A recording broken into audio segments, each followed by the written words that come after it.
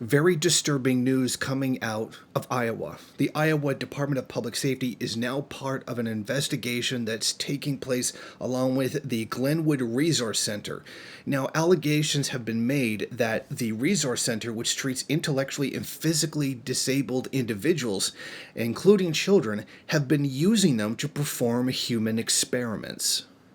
It is said the Department of Human Services Director Kelly Garcia requested support from the Department of Public Safety to assist in reviewing additional allegations made in the course of her fact-finding efforts. The Department of Human Services will continue to be transparent and provide updates as this unfolds, being careful not to jeopardize any aspect of the investigation. The U.S. Department of Justice is investigating a letter that was sent to Governor Kim Reynolds last month stating specifically looking into this long-term care facility for people with disabilities, the claim that they were performing experiments that included optimal hydration studies and forced sexual arousal studies. We are working with the DOJ, doing everything that we can, first of all, to make sure that these residents are getting the care that they need and that they are being taken care of. So that remains the top priority. And then, just looking at policies and procedures, reviewing what some of the feedback has been from the personnel. There's some information that is protected, but try to be transparent and open, and I think Director Garcia has done a good job in doing that.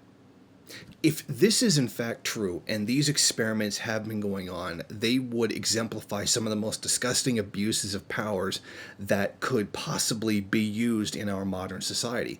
Taking the most vulnerable individuals and using them for experimentation. Now, this is something that was previously banned only a few decades ago when people with disabilities, certain disabilities, were granted rights under the law. But before that, essentially, these long-term care facilities could do whatever they wanted to them.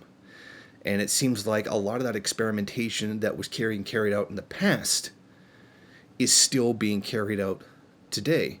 Now, this question of some of these people having sexual arousal experiments carried out on them, which are being done without their permission, because I doubt someone who's that disabled can actually give consent, is very reminiscent of a doctor several decades ago by the name of Dr. John Money.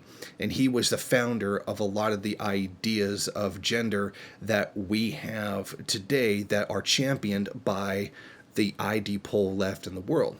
Now, this man carried out many experiments, including the forced sexual arousal, including forcing individuals to have orgasms as young as 6 months old, and noting the frequency with which they could be done, etc. And it seems like the kind of experiments that he did, including forced sex changes on individuals just to see what the results would be, claiming that you could just physically alter someone's biological sex and that there would be no repercussions, kind of thing, which turned out there actually was.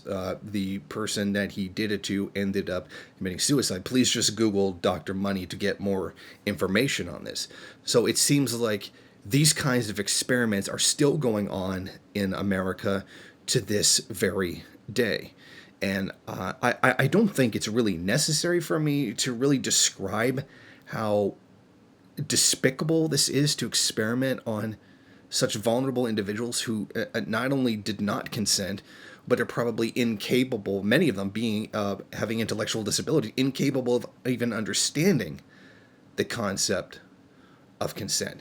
And if this is indeed true, then one can only hope for the maximum punishment for the individuals involved in this kind of despicable human experimentation. Thank you for watching. If you like this program, then please head over to my Patreon page and set up a monthly donation. It's your donations that keep this program running. Also, if you would like, please rate, comment, subscribe, and share in various social media.